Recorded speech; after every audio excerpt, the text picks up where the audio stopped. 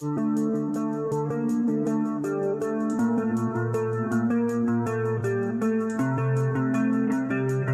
everyone, we're back with our 9th webinar in our virtual classroom series. We've talked in the past about performance stability in your upgrade projects, but today we're going to take it a step further because while performance testing is certainly a big part of performance stability, today we're going to show you how to use the cloud to perform your performance testing. We know it can be a struggle to find proper test hardware. You might miss a license or find yourself short of spare hardware. Or it might be that your test hardware is that mainframe that sits all the way back at the end of the server room, all covered in dust. Hey, Daniel. I mean, you're the youngest in the team, right? So look, I've got a broom for you, so you can go to the server room and clean up all the dust. Of course, we're just kidding here. But we will show you how you lift your database to the cloud and use then all the performance testing methods. And then bring back the results. That's the important part. So enjoy. So let me start with the introductions today. This is Roy Swanger. Roy is the Vice President for Database Upgrades, Utilities and Patching in Oracle. And that includes tools such as Data Pump, SQL Loader, but also Data Patch. Roy is based on the East Coast of the United States, approximately an hour by car north of Boston. And besides being a big Boston Red Sox fan, he loves also watching games of his favorite football club, Liverpool FC. Please follow Roy on Twitter. Roy F. Swanger is his Twitter handle. And I can tell you, Roy uses Twitter only for technical topics. And here we have Mike. Mike is our distinguished product manager for database upgrade and migrations. When he's not out hiking in the Alps, he is probably sitting somewhere solving a complex upgrade or migration issue. Whatever comes out of that troubleshooting usually ends up on his blog on miked3de.com, which is why I highly encourage you to pay it a visit and put it on top of your blog roll. You can also follow him safely on social media. He only writes about tech, and so far I haven't seen him post a cat nor a puppy video. And because you just heard Daniel introducing Mike, let me introduce Daniel. Daniel is our Senior Principal Product Manager focused on cloud migrations, and he has a very strong background as a production DBA. He's based in Denmark, and if you follow him on social media or on his blog, you'll find that he does a great job of giving you step-by-step instructions and really usable information. So make sure you add him to your social media contacts.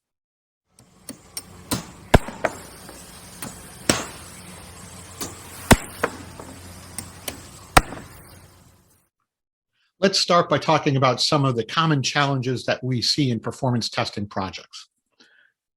We've seen all of these at various customers. The cases where you have only a small subset of the production data, or even worse, have to artificially create a data set that looks nothing like your actual production system and therefore gives you very different optimizer plans. Tests done on inadequate hardware or manually, where it's more time consuming and more error prone to do your testing by hand than it is with automated tools. Or even cases where the statistics are fully out of date, stale, non-existent, or locked. And all of that will give you bad test results. And by bad, I mean inaccurate. Because what we've seen is when we analyze our service requests with our support team, and we do this about every 2 years, we go in and do root cause analysis. And what we have found consistently is that in the upgrade area, about 95% of service requests are actually not about the upgrade. They're about post-upgrade performance. In other words, they're the type of service requests that could have been prevented by having robust and accurate testing as part of the upgrade project. On the other hand, we do run into customers who try to test too much. And you have to remember that testing, like so many things in IT, follows that Pareto principle, where getting the first 80% done takes about 1/5 of the effort, and the other 20% takes another 4/5 of the effort. You have to cut your testing off at some point, because otherwise you're going to blow out your project timescale, you're going to cost your organization a lot more money, and really it's not good for employee morale to be trying to get to that 100% test coverage. But what if you have some problems like you have old hardware that can't possibly reproduce your production workload or even hold your production database? I don't like having to go try to acquire hardware through our procurement process, and I'm sure you don't either. It's time consuming, there's a lot of bureaucracy involved, and you may not even have the budget to do it. Similarly, what about testing tools? We all know that we want to have automated testing tools, but most of those are not given away for free. So you have to go acquire those, get them licensed, maybe have them vetted by your security review group or whichever approval processes are in your organization. So how do we deal with that? How do we get to that step 4 in a successful database upgrade or migration, which is the performance stability after the upgrade? This is the challenge that we're going to set you up for first and show you how to solve by moving your performance testing to the cloud. So you decided to do some testing. Let's go find some hardware. In OCI, we have plenty of hardware ready, just sitting there for you to use them. There are many advantages of doing testing in the cloud. You can provision instances as you want. You can get rid of them when you're done with your test, and you only pay for what you use. But did you also know that in OCI, with some of the database cloud offerings, in the license is included some of the options and packs that you have to pay for your on-prem systems? Have a look at this matrix. As you can see, the diagnostics and tuning pack is included in the database cloud services from Enterprise Edition and onwards. I know those two packs are very popular with many of you out there. The same applies with real application testing, which includes SQL Performance Analyzer. We'll have a look at that later on in this webinar. And also included in the high performance and up is advanced compression. Which use cases are there that can utilize these options and packs when it comes to testing? If you look at the diagnostics pack, the AWR and ASH is something that comes to my mind immediately. If you can run a realistic workload on your cloud instance in OCI, you can use those tools to quickly navigate into the workload and see where the bottlenecks are. Once you have identified a few problematic queries, or hopefully there are only few, but there could be tons, you can use the tuning pack to use the SQL Access Advisor and the SQL Tuning Advisor to get some recommendations on what you can do with those queries to make them run faster. Do you need another index? Do you need partitioning or something else that the advisors can come up with? Once you have identified some good changes to make, you can use SQL profiles to nail down those good plans.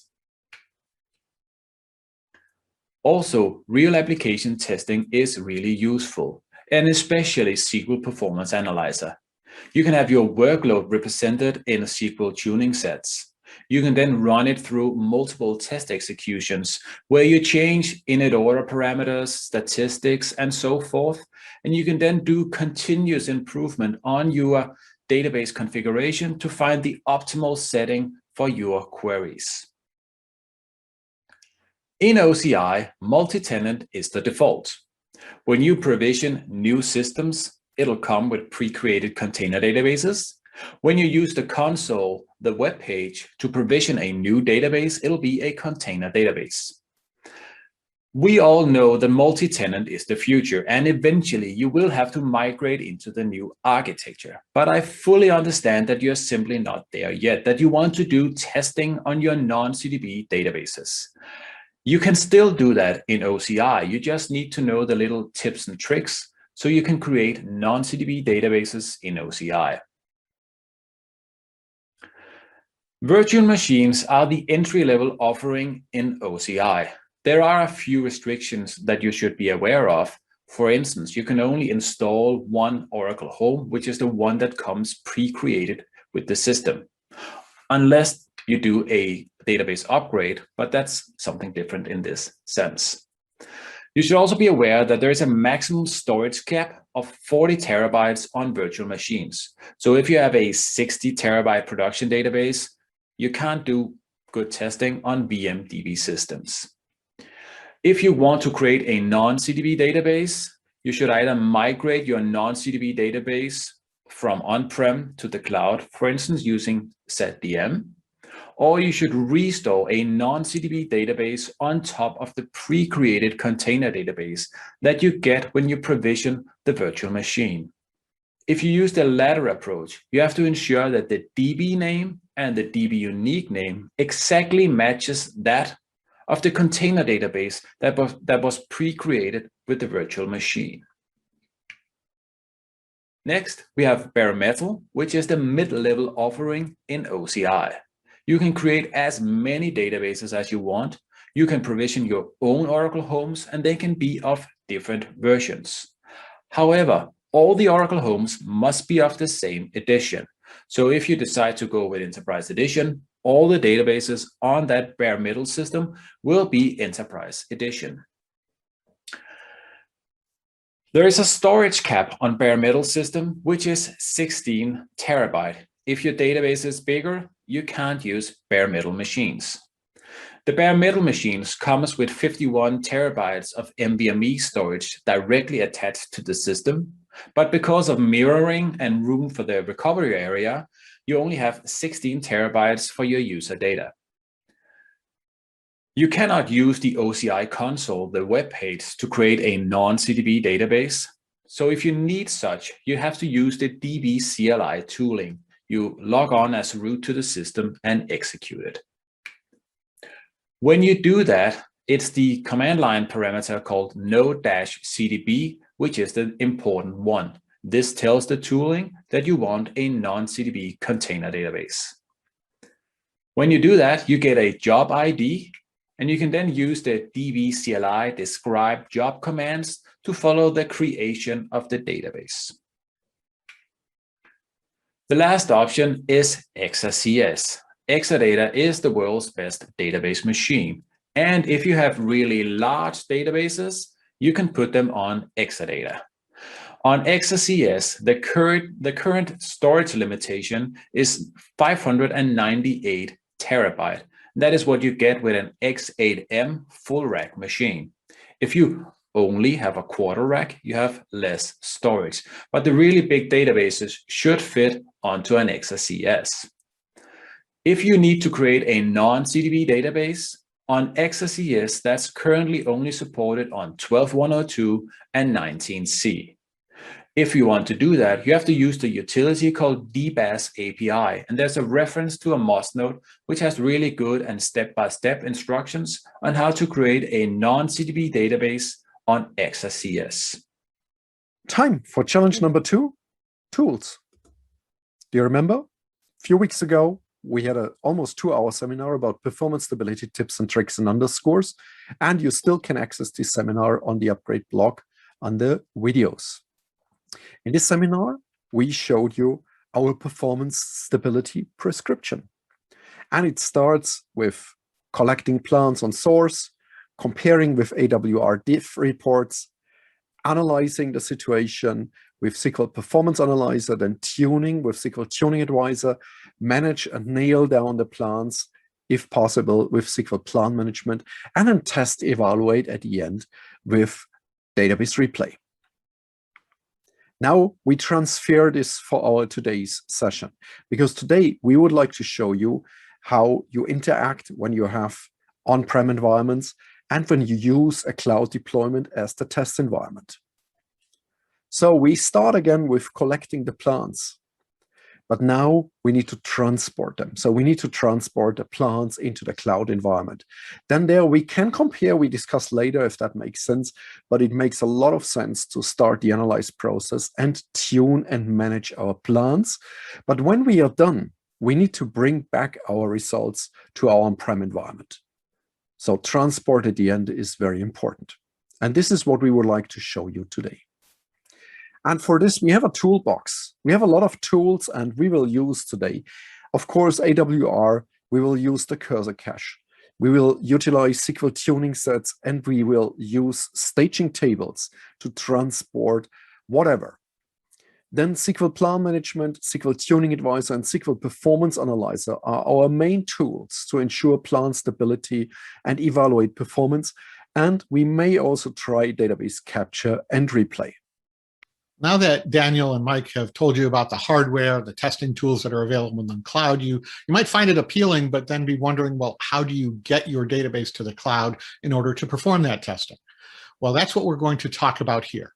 And it is something that we've talked about in the past. We have a webinar, Move to the Cloud, Not Only for Techies, that Mike and Daniel recorded several months ago. And it's a really useful webinar. It's available on Daniel's blog. That was about production migration. And there are a few differences between migrating a production database and migrating a test database. One of the biggest differences is that when you're migrating a test database, downtime isn't really so much of a consideration. It doesn't really matter if it takes all day to migrate that database because your production system is still running.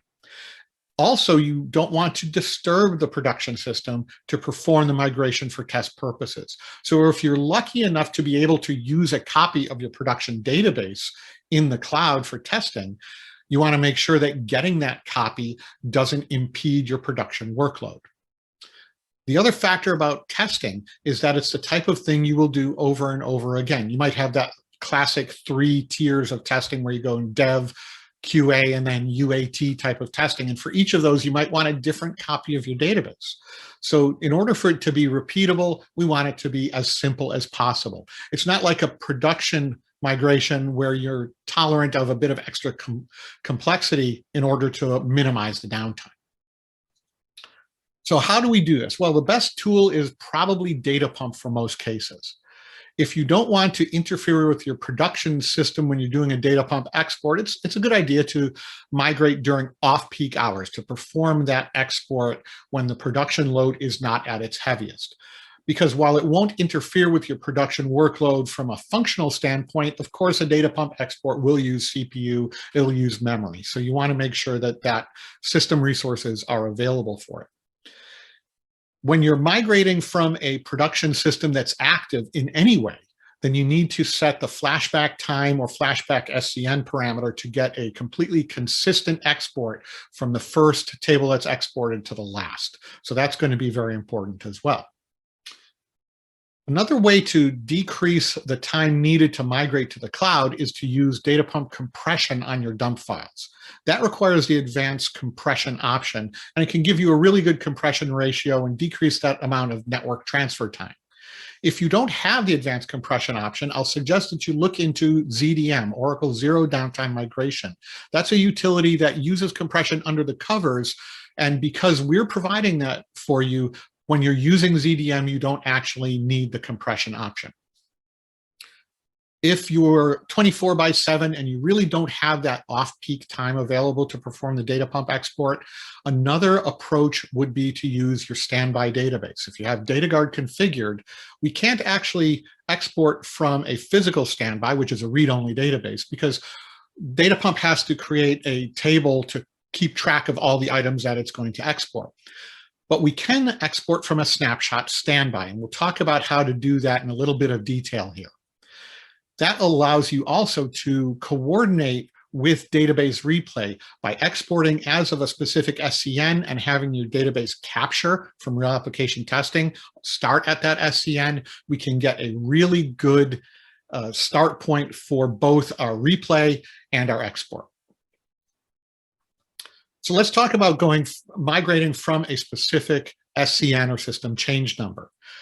The reason we would want to export from a standby database is both to offload the load from your production system, you're exporting from a standby, but also to avoid that old snapshot segment too old error. Now, the reason for that error is that when we are performing a consistent export, and you set flashback time or flashback SCN parameters, we have to accumulate undo for the entire duration of the export in order to export as of that specific set of time, because there's other activity going on in the database. So if you have a very large database that could take a few hours to export, that means accumulating undo at a very high transaction rate for those many hours. And if you don't have enough undo retention, that's when the ORA 1555 error comes in. Well, exporting from your standby databases solves all of those issues there. What we could do is we stop our redo apply on the standby database and convert it to a snapshot standby. And then what we can do is we can recover to a specific SCN. And what we would do in that case is coordinate that with the time, if you're using real application testing, that you start your database capture. And that way our database capture on our primary system is coordinated with the point at which we're exporting from our standby.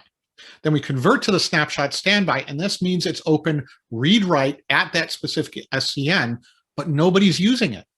So because nobody is using this database, we don't have to worry about flashback time or flashback SCN. We can just do an export. The database is fully quiesced. We're the only user there. We don't have to worry about people changing tables out from under us. Perform our export, and then we convert back to a physical standby, and it will catch up. So this makes DataGuard and Snapshot Standby a terrific tool for doing your testing and migrating from that standby for testing purposes. You could also migrate using existing backups. You could have a copy of your database that is already been backed up using RMAN. Now, again, if your backup set wasn't originally compressed, you might want to just compress the files at the operating system level before upgrading them. Again, using the existing backup has no effect on the production database, and it does have the bonus of letting you test that you know how to recover and restore that database, how long it's going to take, because it's usually a good idea to know how long it will take to restore and recover your production system. I guarantee if you ever have to restore and recover your production system, somebody several pay grades higher than you is going to be looking over your shoulder asking how long it's going to take. So knowing that in advance is a good idea. And it's also useful because then you'll know whether you could use the cloud as a disaster recovery strategy. The nice thing about the cloud is that you don't have to pay for the hardware until you need it. So in a disaster recovery terms, having that kind of strategy tested and in place is really useful because it's the type of thing that doesn't really cost you anything. It's not like having a whole separate DR system at another site that's there just in case. You have it there just in case, but really the cost is absolutely minimal. Now, a couple of things about uploading those files. I mentioned that uploading the dump files is going to be one of the longer parts of your migration process. There are ways to make it shorter and make it more robust. The first is that you should use multi-part uploads for any files that are really larger than about 100 megabytes. We know that the internet gremlins can intrude into files and tweak a bit or a byte here or there, corrupt a dump file. So to avoid that, or to make it easier to recover if you do have something that gets corrupted by the network copy, breaking the files up into smaller chunks just makes all of that easier. So you can use the OCI command line interface utility. You can see the link in the slides to the installation guide for that, and it gives you the APIs or the commands to be able to upload files in multiple parts. In addition, it gives you the ability to upload many files at once with one command. So that will do a multi-part upload and a parallel upload together.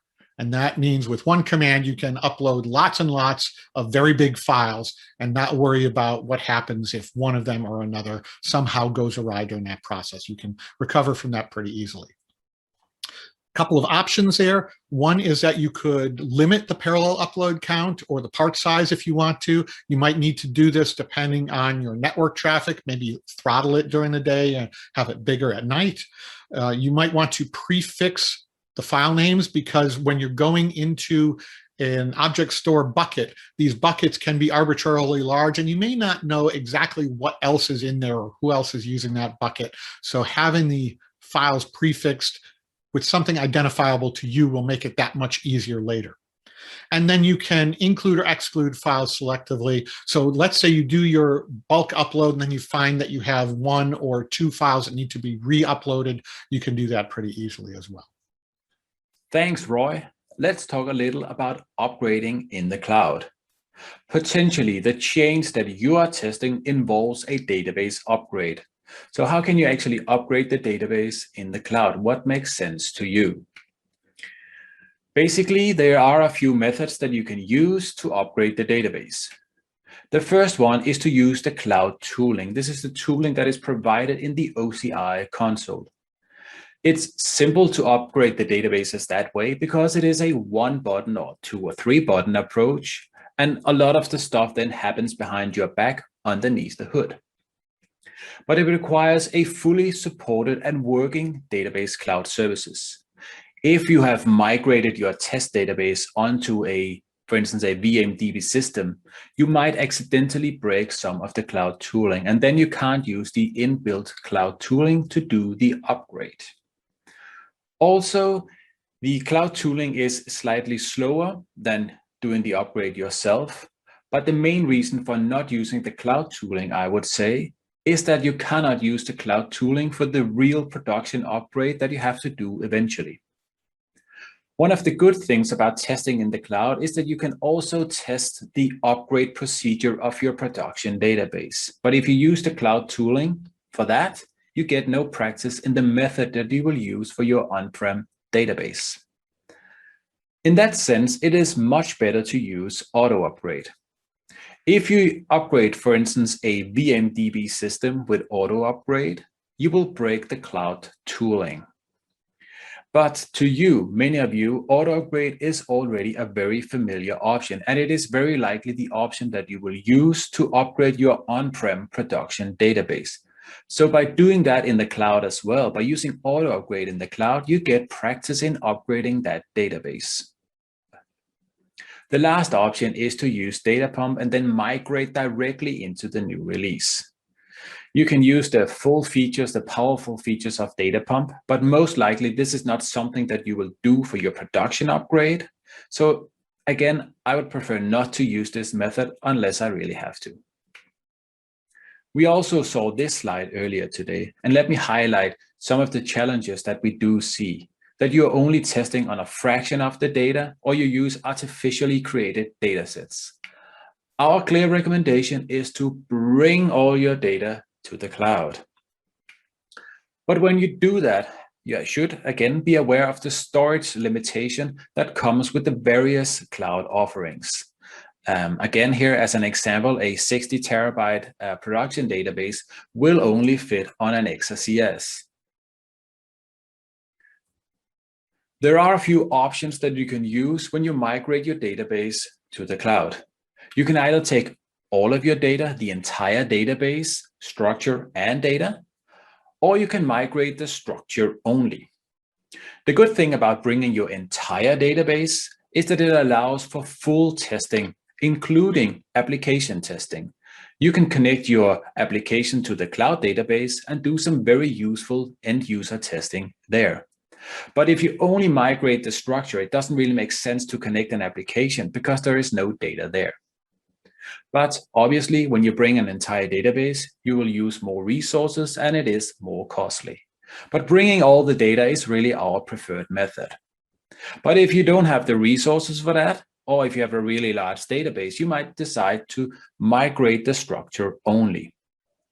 If that is your choice, you can use data pump to export only the structure of the database by using the content equals metadata only.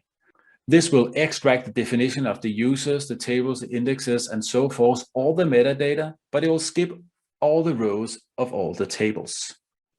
When you then import the data into the cloud database, you will have a complete copy of your database, of your data, except all the rows are missing.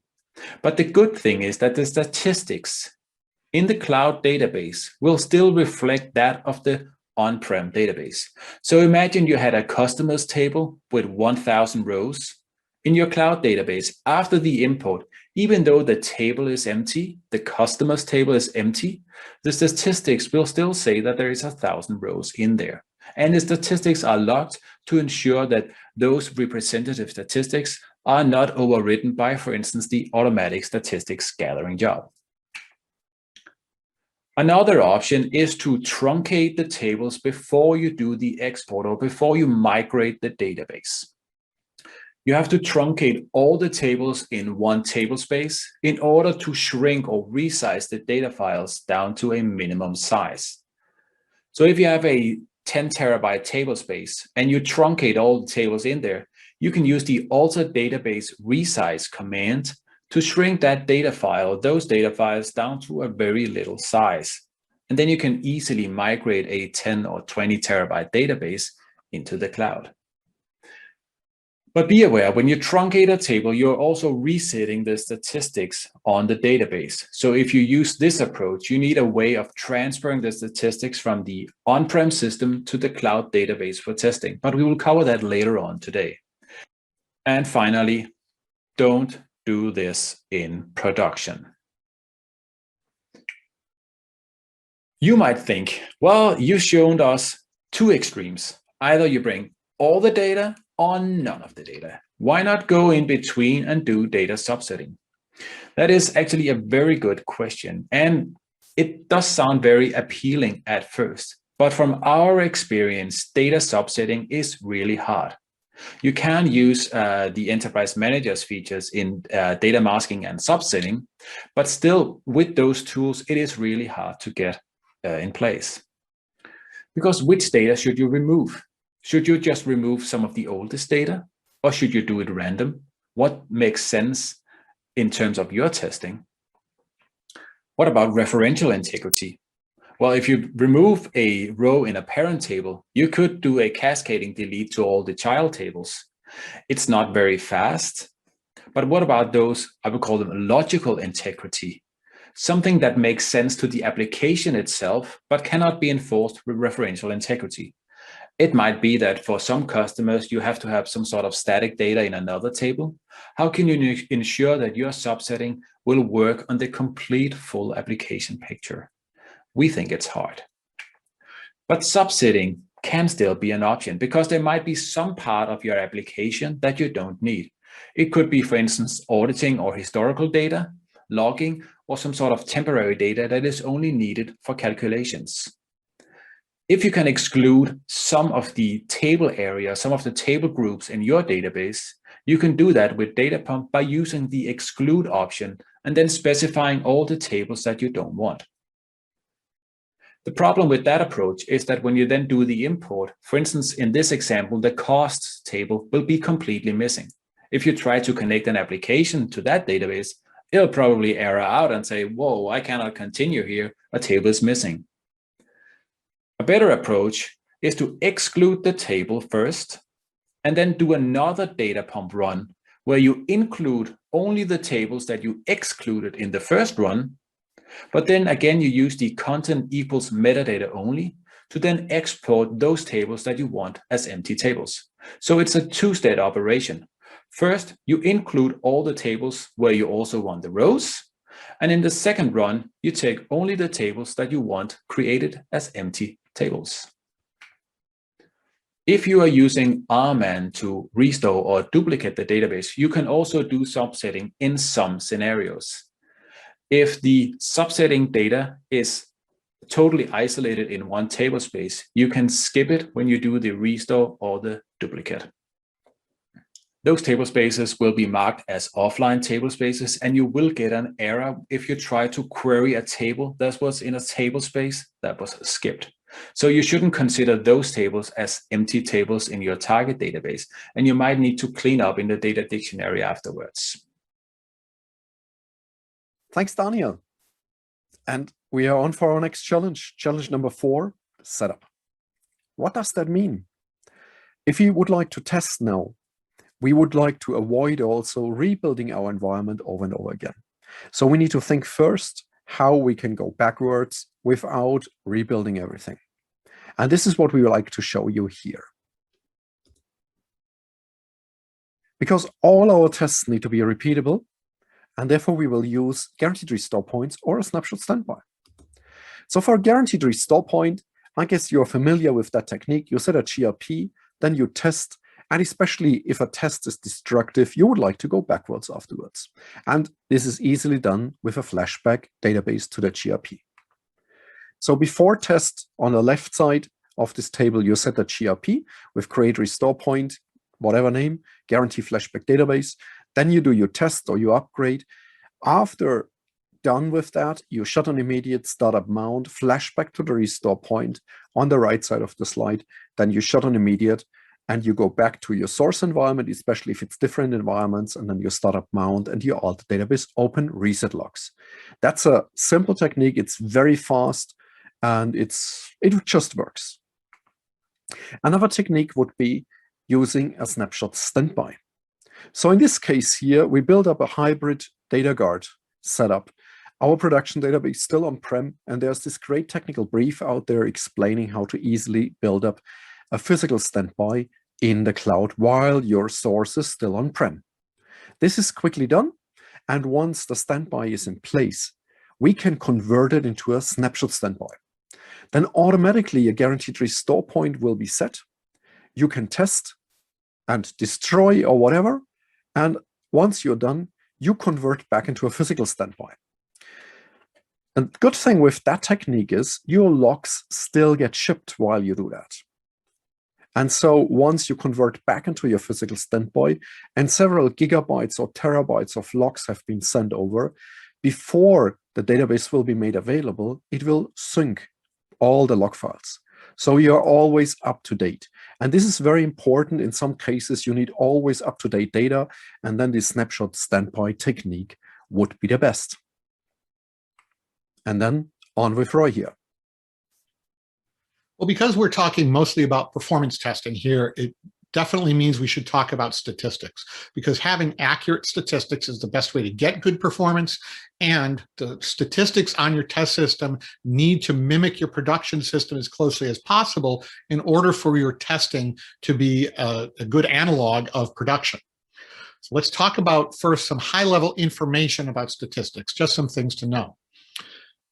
First is that there are multiple categories of statistics in the Oracle database. We might think mostly about table statistics and index statistics, the kind of things where you'd have how many rows are there in a table, how many unique values, and so on. The optimizer uses that information to help develop query plans, of course. It also can use system statistics. System statistics are there to calibrate your I/O subsystem, your CPU, and really characterize the hardware. Helps the optimizer make a trade-off between CPU-intensive types of retrieval, like, say, indexing, and I/O-intensive retrieval, such as a full table scan. There are also fixed object statistics and dictionary statistics, which can come into play, but those are much more of an issue for things like an upgrade or a data pump export than they are for most production workloads. So if we look at system statistics in particular, you're going to the cloud, doing your performance testing. Well, what if your system on premises doesn't actually mirror what we have in the cloud? That's a good reason to have your system statistics moved up to the cloud, because then the optimizer will be using that data from your production hardware to help inform its optimizer plans. So it sounds like a great idea to have this, and you might be thinking, well, should I be gathering these system statistics? I haven't really done that before, and most people don't gather system statistics. Because even though this sounds like a great idea, when you talk to the optimizer experts, and in this case, this is from Nigel Bayless, the optimizer product manager, he will tell you that in most cases, you should use the defaults and don't gather system stats yourself. There is one case where we would recommend gathering system stats, and that's if you have a pure data warehouse workload on an Exadata system. That will really tilt the use of the I/O subsystem for your typical data warehousing query patterns. The way it accesses a long-running query, returns maybe a large data set instead of that individual, very quick OLTP type of access. But if your workload is mixed, if you have any OLTP in there, just use the defaults. That's going to be your best bet. So hopefully that demystifies system stats for you a little bit. Now that you understand the categories of statistics, we can talk about how to get the statistics from production up into the cloud and use them in your testing environment. So system statistics are really important, but now we have to move them into our cloud environment. So let us transport the system statistics and maybe other statistics as well. The mechanism will be the same. You can transport statistics, all types of statistics in the database, between different databases with dbmisstats package. So you copy the statistics to and from a staging table. That's the idea. The staging table is like our parcel. We put the statistics in, then we send it over, and then we unpack it afterwards in the destination database.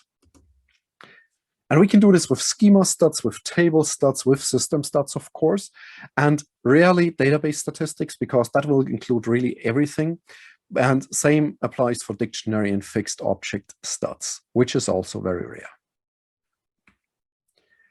We have basically two use cases. In the first use case, this is the ideal or the best case. You restore a complete database. When you do that, you take all your stats with you. And especially those the database uses to build up histograms correctly in call usage dollar, those are in the database as well. Whereas when you build up a database with a data pump import, then you don't carry the call usage dollar statistics with you. In that case, it's recommended, in case you generate or gather new statistics, that you generate them with method opt-skew only, because otherwise the database won't be able to generate correct histograms. If you do full database export or subset or schema export, or if you do metadata only with no data at all, doesn't matter here. In all these cases, you have to be a bit more sensitive and we have to transport some statistics. And let us do that. So this is my source database and I have my user data and I have my data dictionary, and statistics are always in the data dictionary. So we need to grab them from here. And what we do is we create at first a staging table. So this is like our parcel box. And here I name it sys_stats staging stg. And once I have the staging table, I move now my system statistics in our case into that staging table. So it's export system stats, which doesn't do an export. It moves the data into the staging table. And then I call data pump. And with data pump, I export now this staging table in a simple dump file. Then I upload this dump file into my cloud environment. So here's my target database. I need to upload it into the object storage. And from the object storage, now I can import it into my target database in the cloud. So a simple import call with only this table. And once it's imported, if it's coming from a different version, which happens most of the time, and if you build scripts, it doesn't harm to call that anyway, upgrade the stat table, because then it needs to be brought into a current format. Otherwise, you receive a nice error message. Now the statistics table is upgraded. I can import it, which means I make them current now, and the call is import system stats. And now I overwrite the system statistics in my cloud database with the system statistics coming from my source database. And this is especially very important because usually you have different CPU specs. And so also different IO specs. And so you transport really that information over. And for our later stages, like SQL Performance Analyzer, it's really important that we do a little bit of a hide and seek game with the optimizer. We tell the optimizer, hey, your system is much slower or faster than it's real. So we get more real results. That's the idea here.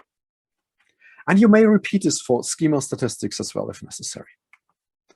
Now let me show you a demo because I like that demo so much. We have shown this in the performance seminar as well.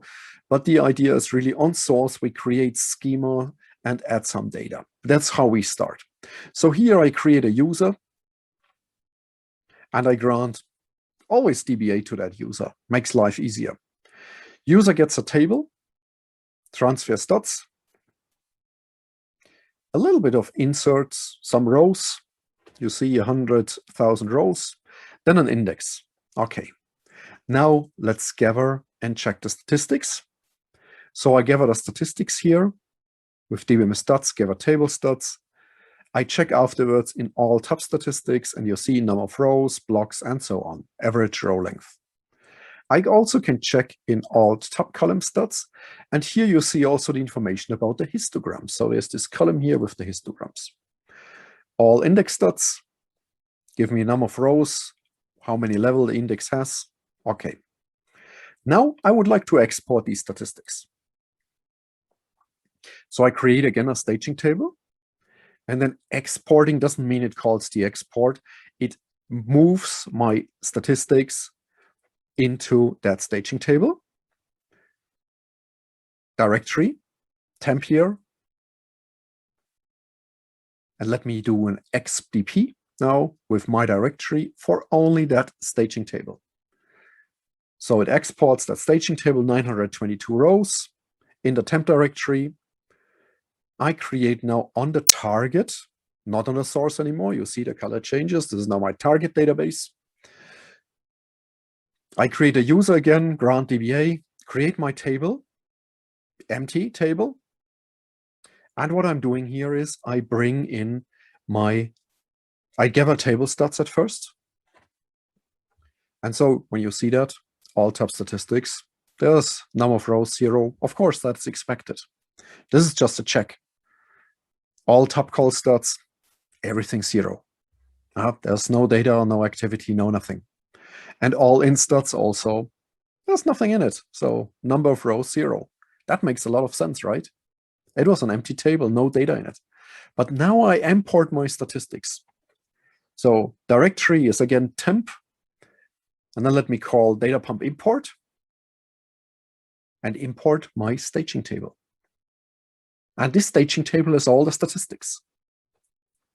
Staging table is there. Now import the table stats. And you see there's an error. This is what I warned you of, Aura 20002. The stats are too old. So I have to call this upgrade stat table, and it doesn't harm if it's even same version. And then import the table stats. Now they're imported. Let us do the final check here. So now you see still no data in it, but I have exactly the stats I had before. Average row length 89, 215,000 rows, even though there's not a single row in it. And you see also the histogram statistics coming over. There are some new columns. They weren't there before, so they are 0 at this point. Okay. And let's check finally the index statistics. 215,000 rows, 2 levels, even though no data in it. And this is the concept. And this is why we want to show you that. This is how we can bring over our statistics. Thanks, Mike. That was a good demo. When we talk about transporting statistics, there are a few things that you should know. You can safely export statistics to a staging table or import a staging table because the optimizer only considers statistics that are stored properly in the dictionary. The optimizer will never use statistics from a staging table. When you import statistics, they are marked as current in the data dictionary, which is the opposite of stale. So if the automatic statistics gathering job starts immediately after you have imported statistics, those statistics will not be refreshed because they are considered current. If you import statistics from an 11204 database into a 19c database, you will get an error saying you have to upgrade the stats table.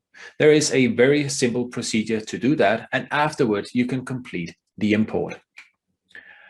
Also, if you're using incremental statistics for your partition tables, you have to specify that you want to include the synopsis information as well when you do the export. Highly recommended. After you have imported a stats table, you should gather statistics using dbms-stats.gather table stats on that table before you run the import schema stats or import table stats. When the stats table is created, it is, from a statistics point of view, an empty table.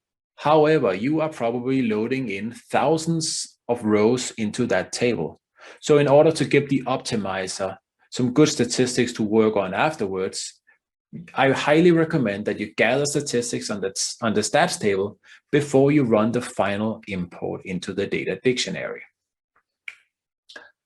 And then finally, if enabled, the imported statistics will be marked as pending statistics until you publish them.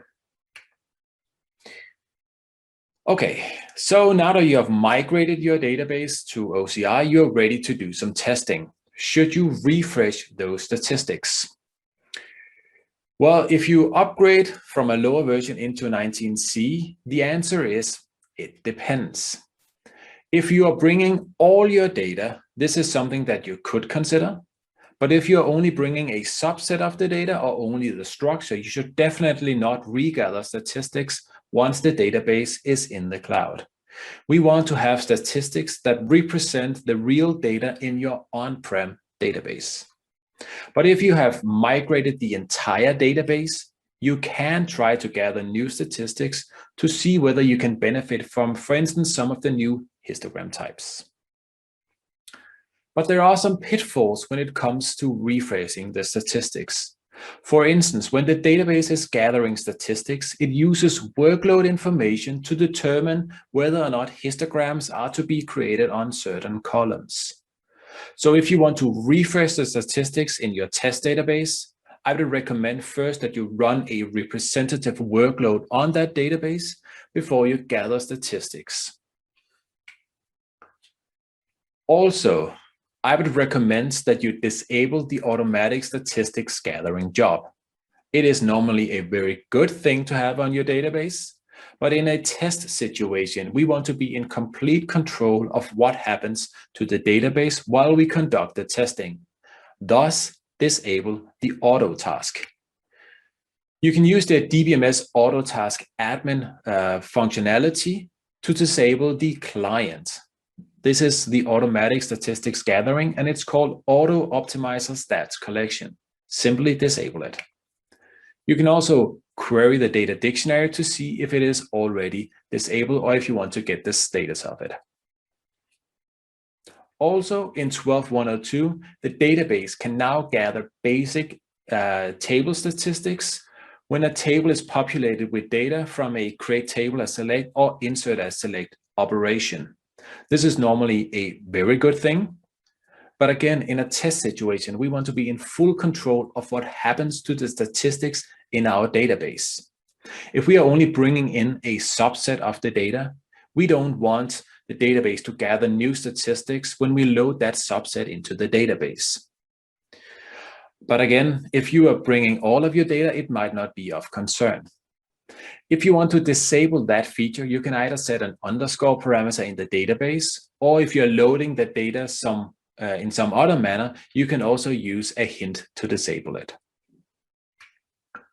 Okay, so we talked a lot about ensuring that the statistics are as we want them to be. So you might ask, should I log them? Well, you can log statistics to prevent them from changing. This can be a good thing in certain static environments, or if you have highly volatile tables. It could also be that you want the database to use dynamic statistics. And I know that this is kind of a religious topic, so some of you might have a very good idea to when to use logging of statistics. There are procedures in the DBMS stats package that you can use to log the table statistics, but you can also do it at schema or partition level. And you should be aware that when you log table statistics, the underlying partition statistics, if it is a partition table, and index statistics gets logged as well. Some things to know about logging statistics. It causes cursor invalidation. In a test database, we probably don't care about that, but it's good to know if you eventually are tempted to run it on the production database, because cursor invalidation on a very active database can be a huge problem. If you're thinking, well, can I get some good statistics in my test database, put them into my source database and log them to achieve good plans, to achieve plan stability? You might be able to do that. But if that is your scope, you should use SQL Plan Management instead, and we will cover that later on today. If you run the Statistics Advisor in your test database and you have logged statistics, you will get an error or a warning saying this is something that you probably should reconsider. And finally, it's good to know that the logging information, the bit in the data dictionary that defines this is logged statistics, those information are not exported when you transport statistics. That was enough about statistics today. Well, now that you've got your database in place with the statistics from your production system, it's time to bring a workload up to the cloud and use it with the testing tools that are available in the various cloud editions. And that means collecting information from your source production system so that you can use it to test the cloud environment, perform that analysis that you need to do. The easiest way to get a workload from the production system is to take a SQL tuning set. And this is a feature that is available in Enterprise Edition. without having to have any of the tuning pack, diagnostic pack, what have you. You can gather a SQL tuning set from production and get the information from your automatic workload repository or from the cursor cache. So what is a SQL tuning set? An SQL tuning set, as you can see here, gives you the information about a statement that will allow us to perform the performance analysis that we need to do and understand why the statement executed the way it did. So it includes not just the statement itself, the SQL ID, the SQL text, but the context in which it was executed. That's things like your parameter settings, your system characteristics. Then you have the statistics that were used by the optimizer, your object statistics, system stats, and so on. And then it also gives us the plans that were used as part of executing that statement. All of that is bundled up into a SQL tuning set. So that gives us the full package of information that we need to analyze performance. So how do we get this? Well, the first thing you do is you create the notion of this SQL tuning set. And when you execute this statement, what we're doing is we're just setting up a SQL tuning set that we can then insert things into. Then we actually have to get the information that we want inserted into the SQL tuning set. One of the ways you would do that is to get statements from your automatic workload repository, or AWR. And there are a couple of key elements to the code snippet that you have here. First is that with this select statement, what you can do is get all of the SQL tuning set information for every AWR snapshot in your entire AWR retention period. That would typically be a month or more of information all in one SQL tuning set. So that's pretty handy. Then you open a cursor to extract the information from those AWR snapshots into a format that the SQL tuning set will need. And then you run through that cursor, gathering the information from the AWR snapshots. That will give you a really nice package of all of the top SQL that was executed throughout your entire AWR retention history. But there are cases where you might want to also get information from the cursor cache, specifically cases where you have a high performance OLTP system where a lot of those statements may not actually make it into the top 50, say, top 50 SQLs that would show up in an AWR report. If you know that you have specific time periods for which knowing the performance is ultra critical, you can pull the cursor cache and it will grab the information about every cursor of currently executing statements while the polling is running. Do note that there is some overhead to doing this. It's kind of the Heisenberg uncertainty principle. The fact that you are trying to observe directly from the cursor cache is going to affect your system performance while you're doing it. So it's not something that you want to turn on 24/7. And once you have that, then you want to transport your SQL tuning set. And that's what we'll talk about next. Thanks again, Roy. So since we collected now our workload statistics from AWR and from cursor cache, I'm the transport guy. So we need to bring over that information into our cloud instance. And this is what we're going to do here. So we transport now our SQL tuning sets. And we interact with SQL tuning sets and data pumps. So the idea is we pack again now the SQL tuning set into a staging table, not a statistics anymore as before. Then we export the staging table. You know that already. We upload it to the object storage, and then we import it into our test database in the cloud. That's the idea. So let's see how we do that. So at first, we pack our SQL tuning sets containing all the information from AWR and from cursor cache into a staging table on source.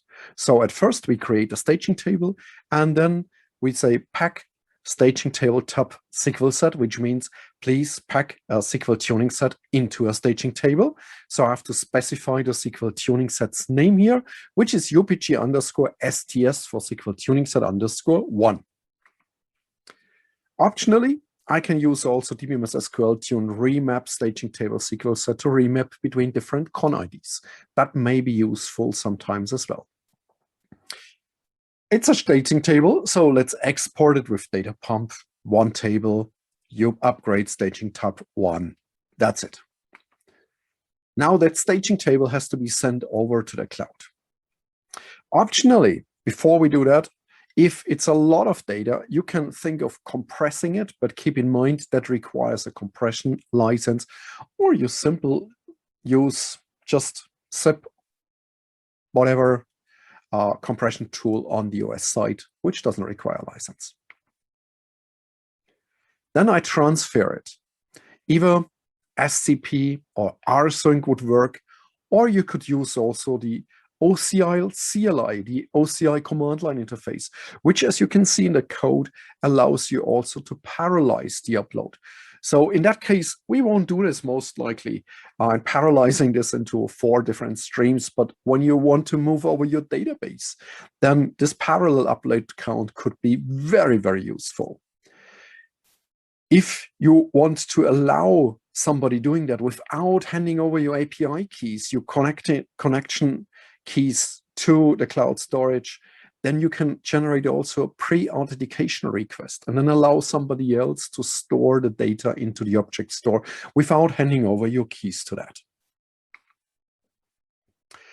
Once data is there, we just import it into our target database. So the staging table is there in our target database after the import, and now we need to unpack it. So the best thing at Christmas is always unpacking the gifts, and we unpack our staging table with all SQL sets in there. So we use a wildcard, a placeholder, and you need replace true, and then staging table name, which is the known staging table name, and that's it. The good news here is we use SQL tuning sets, and you may wonder and say, oh, does this require a license? So SQL tuning sets can be accessed by way of database server APIs. That's how you think about it, and command line interfaces. The usage of any subprograms in the DBMS SQL set package to manage SQL tuning sets is part of Enterprise Edition. So there is no SQL tuning whatever license required for that. So all these subprograms, part of DBMS SQL tune, to use these things, SQL tuning sets are always part of Enterprise Edition. So you say, create staging table, load SQL set, select from cursor cache, capture cursor cache into SQL set directly, all these things, or also select workload repository are standard Enterprise Edition. No tuning pack license required on-prem. And this is why we want to use that and why we want to show you that. Because in the cloud deployments, that is all there. So we can easily use that without the need for the license on-prem. Even though we would want you to have that license, and I hope everybody has a diagnostic and tuning pack license. But still, you can work without that. And always capture workload data into SQL tuning sets, please. Wunderbar. Let's attack the next challenge, which is comparison. Now that we have captured a lot of information and transferred into the cloud, let's see if we can compare some data and get some good insight. First, the objective is to compare workload data, and we will use AWR snapshots and the diff report to do that. So the idea is that we set a snapshot in our source database, we run a representative workload and do another snapshot. We then export that AWR database and import it into our cloud database, where we can then run the same workload and then compare the snapshots. You should be aware that due to the completely different nature of the source database and the target database or the test database in OCI, it might be that some of the findings from the AWR report doesn't make any sense at all. So the idea here is not to go into the very small details and chase seconds or milliseconds, but it's to get an overview, the bird's eye perspective, and see if there is something that really sticks out. The idea is that on the source database, you have run your representative workload, and you then use the script AWR extract to data pump the information out of the source database. You then, on the test database in OCI, use the AWR load command to get those AWR data into the data dictionary of our test database. And then we can use the script AWR DDRPI to compare the workload information. Normally, when you use the diff report, you use the script called AWR DDRPT. But there is a similar script called RPI in the end, which allows you to choose a different DB ID for the two sets of snapshots that you are comparing. So this is why you have to use the AWR DDRPI script, because most likely the DB ID of your database has changed in OCI. You then get a diff report, which shows the differences between the two sets of snapshots, one from on-prem and the other one from the test database in OCI. And again here, the idea is not to change the very small details, the very small knobs and commas, but it is to get an overview of the workload. Thanks, Daniel. So AWR diff reports aren't the greatest thing here. Let's see if we can do something different, more useful with the SQL Performance Analyzer. So the idea is we find bad plans by simulating the SQL execution, and then we compare before and after. So with the SQL Performance Analyzer, which is part of all the cloud deployments, we built the analysis task, and we simulate the statements we captured either from Cursor Cache or from AWR, from prod. We compare the results, then we may remedy the issues and repeat our analysis. This is the idea here. So let's go for it. This is in my example 11204 database, and this is my SQL tuning set's production workload. So this is what I captured. And you know what all their statements and everything is in that production workload. Now I upgrade, I migrate, whatever I do, I'm a 19C. And with this information from the SQL tuning set, with the SQL statements, the schemas, the binds, and everything, we can now do a SPA test execution. It's like simulating a sandbox. And in order to get good results, statements are simulated more than once, of course. So we have now before upgrade and after upgrade, or before migration and after migration. And we compare now on 6 different metrics.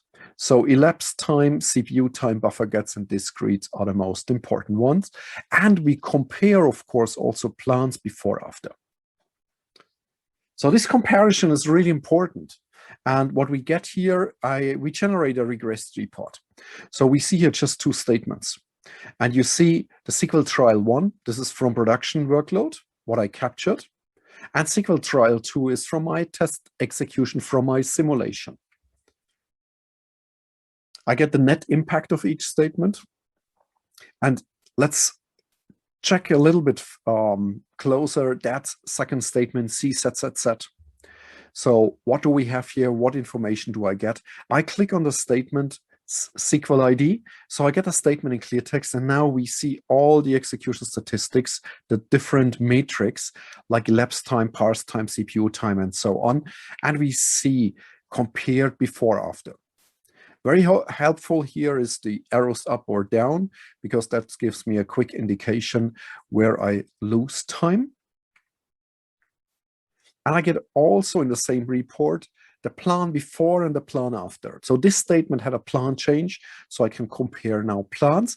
And later on, we look forward what we could do now with this information that we have a plan change. But the cool thing with SQL Performance Analyzer, this is not a one-time shot.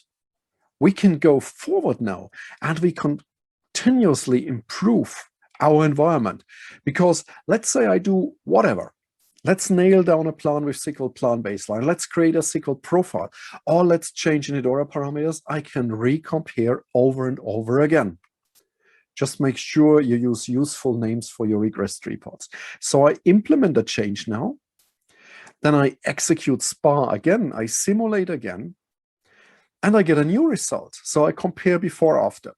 And we did this in the past for customers, for instance, just to find out what is the best setting for optimizer mode. And we have a lot of ideas here. So we could think of, hey, in Edora parameters, optimizer mode, what is best? All rows, first rows 10, first rows 100, or in some databases, I see this sometimes in older databases, you have optimizer index cost adjust set to a really weird value. Just not let the database do any full table scans. But modern I/O systems are so much better in reading full tables. Let's try let's change optimizer index cost adjust, or let us gather new statistics, or new optimizer settings. Let's implement the changes with the new RU. DBMS Optim bundle allows us with a fixed control setting to implement and turn on now all the behavior changing optimizer parameters in a release update. Or let's try different histogram types or new synopsis. Not only the space consumption, but also how long does it take to gather them, and then evaluate if it does something good to our environments, if performance gets better and whatever, or try out specific patches. So you see, there's a lot of ideas we have. And the cool thing is, you check that in, and then you re-evaluate with another SPA run, and you check your regressed reports. And this is how you can optimize your system. And of course, also nail down plans. One thing we want to tell you here, because that is a new and easily overlooked feature of the SQL Performance Analyzer in 18c, you can check also for rows and result sets. So you get the number of rows and the results compared to each other, which is quite an interesting technique. You can try out a lot of useful things with that. And in order, if you think, oh, this sounds good, but where do I start now? We put on the blog all our scripts. So how to capture from AWR, how to capture from cursor cache, how to use SPA runs for evaluate are based on CPU time, on buffer gets, on elapsed time. And you can easily change these procedures also for direct IO and whatever. And also the reports here just for the regressed reports, because we think it's the most helpful ones, but please feel free to grab them from the blog. And now on with Roy here. So as you can see, SQL Performance Analyzer is really great for delving into individual statements and query plan changes and being able to focus on only query plan regressions when you're looking at an entire workload. But when it comes to really characterizing workload performance, let's talk about another tool, database capture and replay, the other half of real application testing. Database replay can capture a workload and then replay it using the full concurrency or even different levels of concurrency on a destination system. And that destination system can differ in Oracle version, Oracle platform, and other characteristics. So it can be a really useful way to validate a migration, performance changes, any sort of tuning that you're doing. The way database replay works is that we start on our source system and we capture the workload directly by listening to the database calls that are being executed by the database. So we're kind of sitting between the client and the database and looking at the database calls. We capture that into what we call capture files. Now you have a target system where you want to perform testing. In this case, maybe it's a 19c test system in the cloud, and it may be even a pluggable database where your source database was a non-CDB. We bring the capture files up into our new environment and we pre-process them. That pre-processing is making them platform independent and allowing us to replay with differences in things like how many concurrent users there are, for example. Can be very helpful if you want to move to new hardware where you're assuming that you're going to have a higher workload in the future.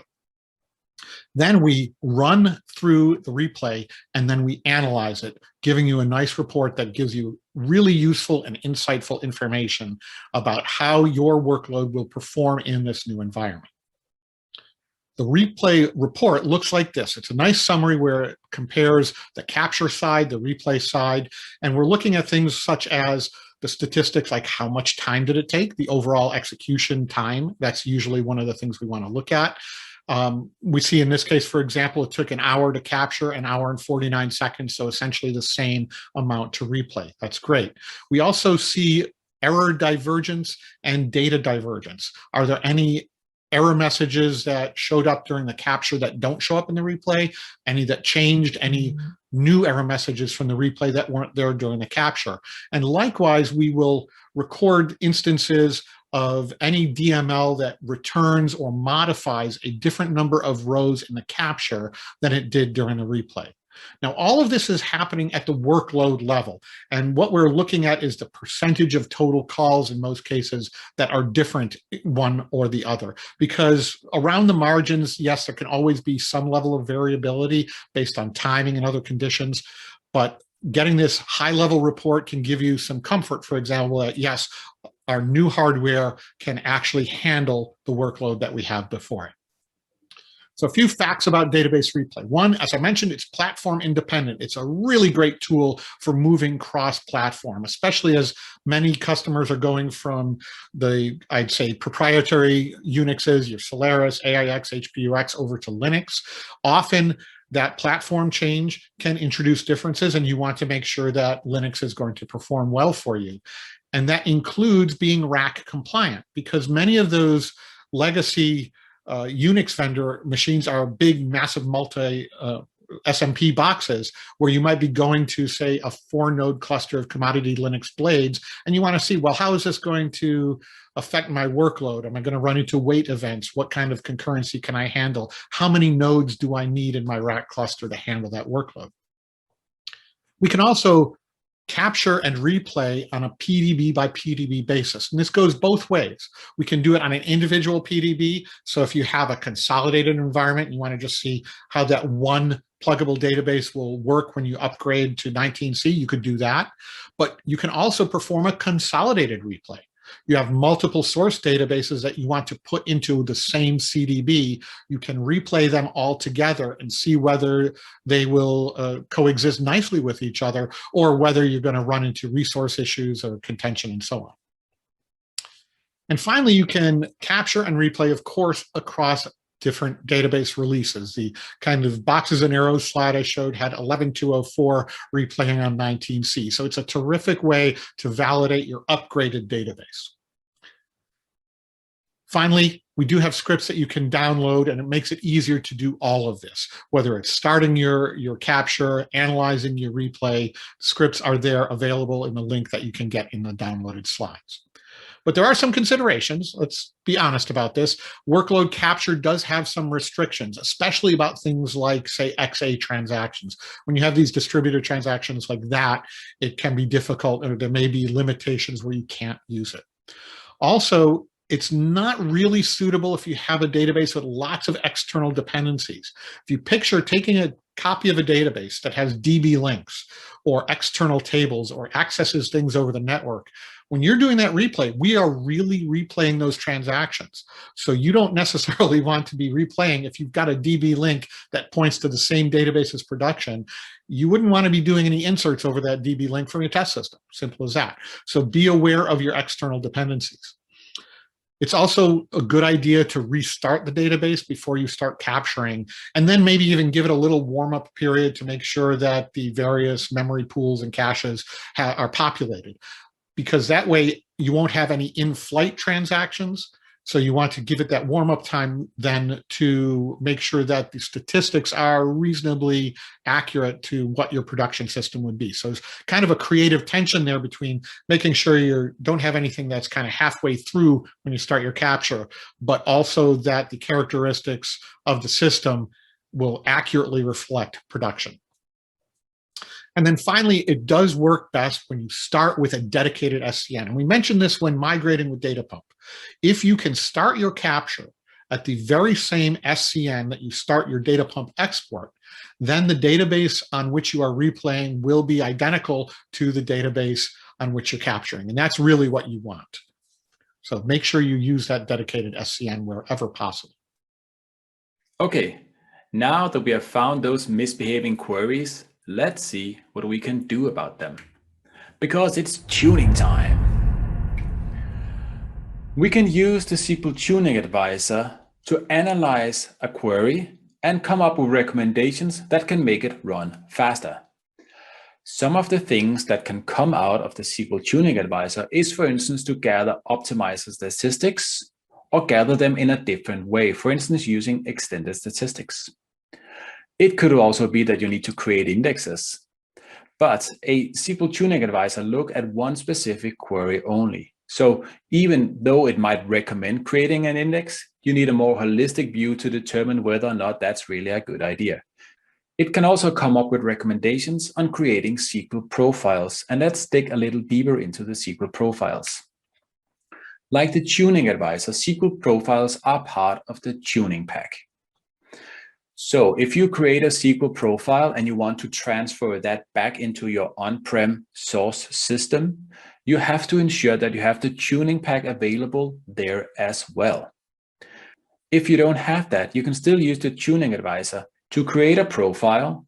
You can then run your workload, and with that profile, produce a good plan and put that good plan into a SQL baseline. And you can then transfer the baseline back to your on-prem system. So you can still use Tuning Advisor and SQL profiles, even if you don't have Tuning Pack on your source database.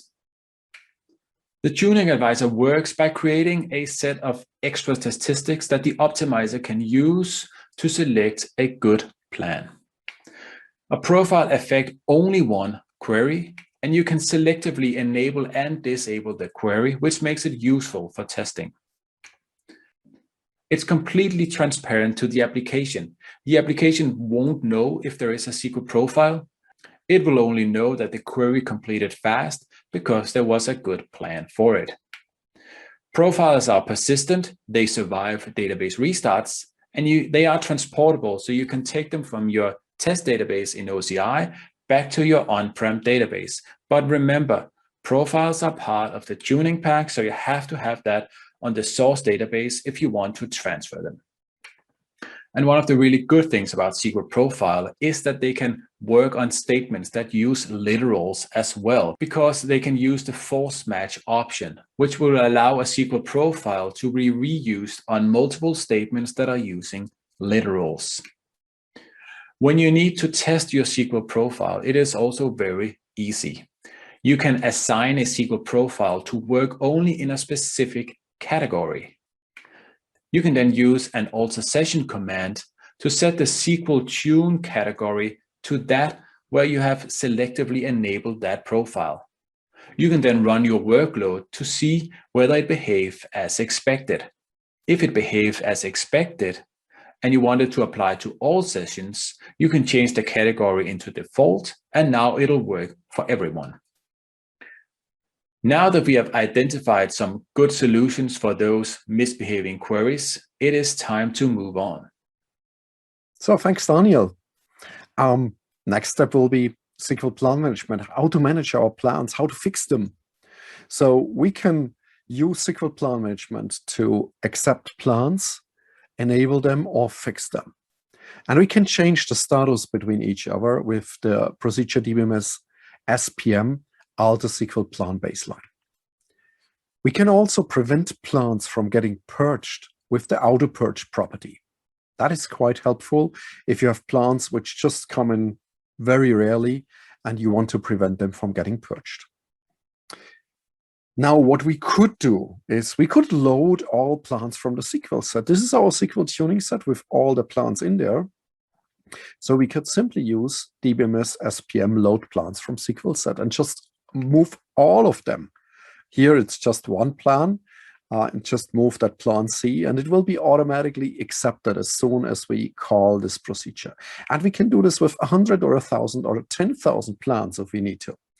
Still, we are not such great friends of this procedure, even though we could easily have a test environment. You could give it a trial. It's easy. This is why we have the test environment. What if you have literals? You know that story already, many distinct statements, and cursor sharing force does not work with SQL plan management.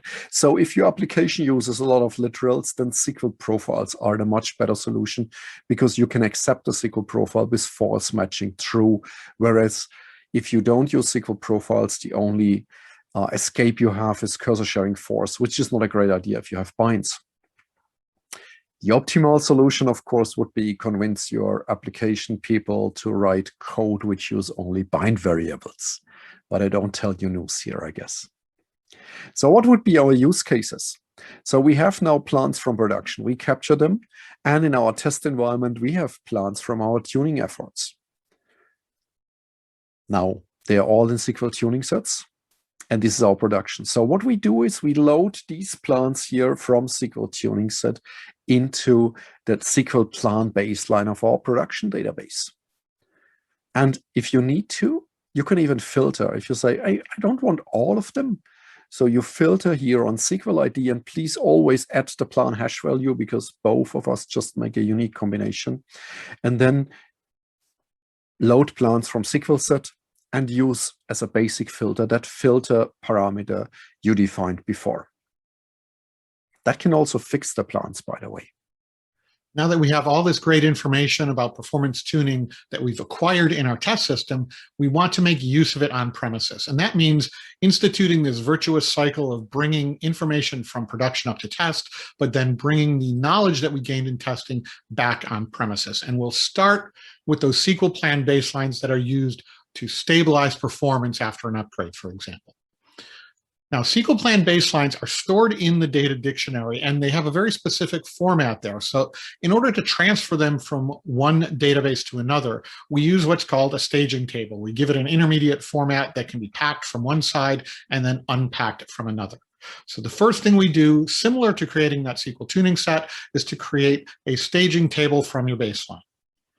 Then you select the baselines that you want to transfer. In this case, we're saying enabled equals yes, because those are the ones that we've determined are accepted and good baselines. We don't want to take query plans that are somehow in say, the query plan history, but that haven't been verified yet. We also bring over any of the ones that we fixed, the ones that we said we don't want a new plan for this particular query. We're going to use the plan that's been fixed in the baseline. Then we can just take that single table, it is just, after all, one table, and we can bring it over into our production system, maybe using a DB link. It's very convenient to do that because it is just, after all, one single table. You could optionally export to a dump file, and then you'd have to copy the dump file back on premises and do the import as another operation. So you could do one operation, network import, or the 3 export, copy, and import to get the dump file into your production system. Once that staging table is in production, then you load the plans from that staging table into your query plan baseline, and now you have a populated SQL plan management baseline in your production environment. Do note that this is only available for Enterprise Edition for on-premises databases. You can't do this if you have SE2. So now that we've got our SQL plan baselines there, you might be wondering, but what about all that stuff we might have done with the SQL Tuning Advisor? What about the profiles? Because those are not part of the SQL plan baselines. And I'll let Daniel fill you in on that. Thanks, Roy. Let me also mention that you can transport SQL profiles. SQL profiles are stored inside a data dictionary in a format that you really can't transfer. So first, you have to convert the SQL profiles into a transportable format. The first thing you do is to create a staging table. You then select which SQL profiles that you want to transfer. In the example here, I'm simply taking all the SQL profiles that belong to the default category. But if you want, you can go into the details and more selectively filter out the SQL profiles that you want to transport. The SQL profiles are not stored in a regular heap table, and I can use DataPump to transport that table. For simplicity, I'm just using DataPump here to transfer the table over a database link. But if that is not an option to you, you can just as well export to a dump file and then back into the production database. Finally, you can then load the SQL profiles from the staging table and into the data dictionary where they can be used by the optimizer. But before you do that, you have to be aware that SQL profiles are part of the tuning pack. So if you have created some profiles in your test database in OCI, before you load them into your production database, you have to ensure that you have the tuning pack licensed there as well. Otherwise, you cannot transfer the profiles. That's it. By preparing yourself and by using the test resources in OCI, you can now sit back and relax and enjoy some good music. Good luck.